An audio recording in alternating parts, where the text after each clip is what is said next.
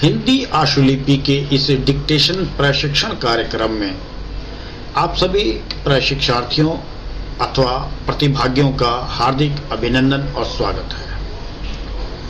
यह डिक्टेशन 160 शब्द प्रति मिनट की गति से 7 मिनट की रिकॉर्ड की जा रही है। 10 सेकंड के बाद डिक्टेशन प्रारंभ हो जाएगी।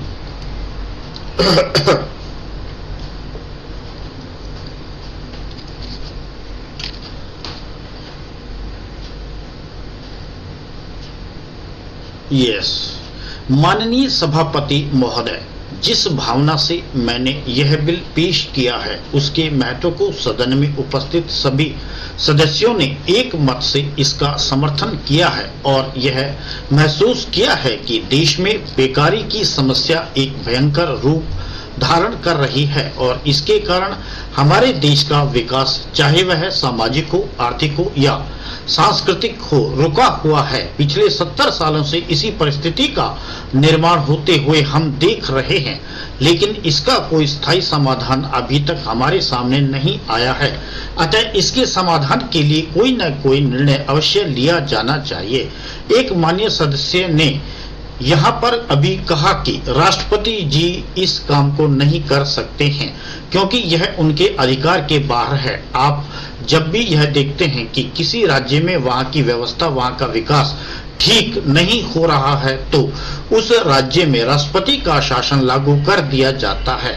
जब किसी राज्य में अराजकता फैल रही हो, विकास का काम समाप्त हो गया हो और वहाँ के नेता जिम्मेदारी से काम न करते हों तो वहां पर राज्यपाल का शासन लागू कर दिया जाता है और ऐसे अनेक उदाहरण हमारे देश में मौजूद हैं। इस प्रकार हमारे देश में राष्ट्रपति सबसे ऊंचे अधिकारी हैं और अगर देश में इस तरह की स्थिति काफी समय तक चलती रहे तो राष्ट्रपति को आपातकालीन स्थिति में इस देश की सुरक्षा के लिए, इस देश की तरक्की के लिए सारी जिम्मेदारी अपने हाथ में ले लेने का अधिकार है।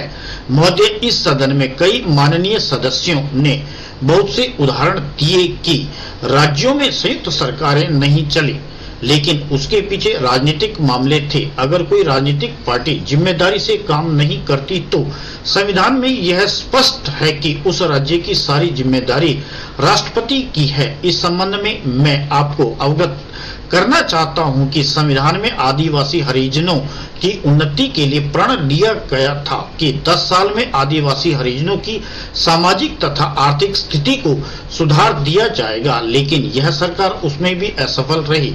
इस समय को 2 बार 10-10 साल के लिए बढ़ाया जा चुका है, लेकिन फिर भी उनकी आर्थिक और सामाजिक उन्नति नहीं हो रही है। इस काम में यह सरकार बिल्कुल असफल रही है। पिछले सत्र में इस विषय पर सरकार के विरुद्ध अविश्वास का प्रस्ताव भी आया था। इसलिए मेरा कहना है कि भारत में इस समय जो बेकारी की समस्या है वह इस ढंग की समस्या है जिसके रहते सारे देश को उन्नत बनाने का जो नक्शा हम सोच रहे हैं वह केवल एक स्वप्न होकर रह जाएगा। ऐसी हालत में मैं अनुभव करता हूं कि बेरोजगारी को दूर करने के लिए कुछ आपात घोषणाएं की जाएं और इस देश के जो बुद्धिमान लोग हैं उनको लेकर एक सर्वदलीय समिति स्थापित की जाए। हम यह अनुभव करते हैं कि जिस तरह की सरकारी व्यवस्था इस समय चल रही है उससे इस देश की कोई भी समस्या हल होने वाली नहीं है, बल्कि इस सरकारी व्यवस्था की गलतियों से समस्याएं बढ़ती ही जा रही हैं। सरकार द्वारा स्थापित सरकारी व्यवस्था में आमूलचूल परिवर्तन करने की जरूरत है। महोदय, मैं आपका बहुत ही आभारी हूं कि आपने इस सदन में बजट पर मुझे अपने विचार प्रकट करने का अवसर दिया है।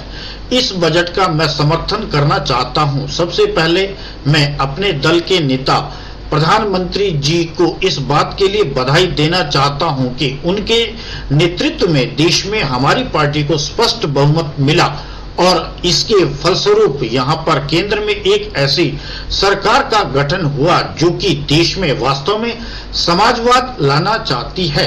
प्रधानमंत्री जी ने जो नारा दिया है, सबका साथ सबका विकास, यह केवल नारा ही नहीं है बल्कि देश के लोगों को लगता है कि यह विकास की एक नई किरण साबित होगी और देश उन्नति की राह पर अग्रसर होगा, जिससे देश का उत्थान होगा।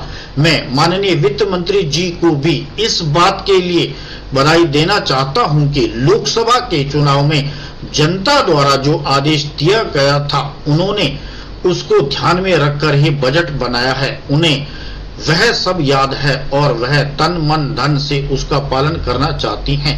वह आदेश था देश में सामाजिक और आर्थिक विषमता दूर करने का, देश से गरीबी, बेकारी और बेरोजगारी को हटाने का और देश के जो पिछड़े हिस्से हैं उनका पूरा विकास करने का। साथ ही साथ इस बात का भी आदेश था कि देश के अंदर इस प्रकार की सामाजिक और आर्थिक व्यवस्था पैदा की जाए जिसके अंतर्गत जनता शोषण से मुक्त हो सके और विकास की गति को बढ़ाया जा सके।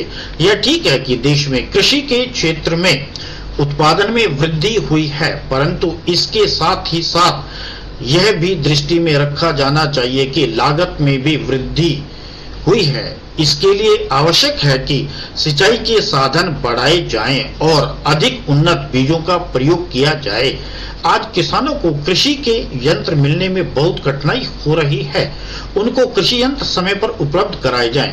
हमारा ऐसा विश्वास है कि अगर ऐसी व्यवस्था सरकार की तरफ से हो जाए तो उनकी उत्पादन क्षमता में दुगनी वृद्धि संभव हो सकती है। गन्ने की खेती की स्थिति भी बहुत गंभीर है। मैं माननीय सदस्यों का ध्यान इस ओर आकर्षित करना चाहता हूं कि स्थिति यहां तक पहुंच गई है कि मिलों के ऊपर किसानों का कई वर्षों का गन्ने का मूल्य बकाया पड़ा है, जिसकी अदायगी मिलों के मालिक किसानों को समय पर नहीं कर रहे हैं, जिसके कारण स्थिति इतनी भयानक हो गई है कि किसानों को सरकारी कर्ज का बकाया अदा करने के लिए अपने घरों के जेवर बेचने पड़ रहे हैं। अगर मिल मालिकों के पास किसानों की बकाया अदायगी के लिए पैसा नहीं है तो मैं चाहता हूं कि इस मिल मालिकों के घरों के जेवरों और सामान का नीलाम कराकर किसानों की गन्ने की कीमत दिलाई जाए।